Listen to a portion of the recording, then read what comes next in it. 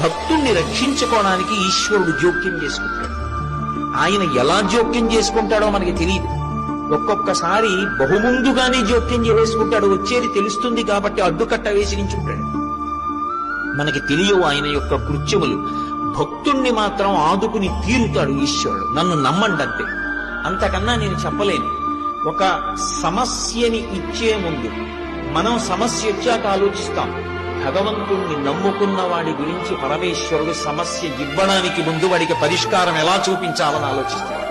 నన్ను నమ్ముకునున్నవాడు వాడు పాడైతే, అందుకే భాగవతంలో అష్టమ స్కంధంలో అంటాడు, వాడు నా కొరకు రక్షింపవలయువాడు. వాడి కోసం వాడిని నేను రక్షించట్లేదు, నా కోసం రక్షిస్తున్నా. అటువంటి వాడు పాడైపోతే లోకంలో భగవంతుడున్నాడు అని ఎవడు నమ్ముతాడు? నమ్మడు. నేను ఉన్నాను అని నమ్మాలంటే నన్ను నమ్ముకున్నవాడు పాడవడానికి వీలు.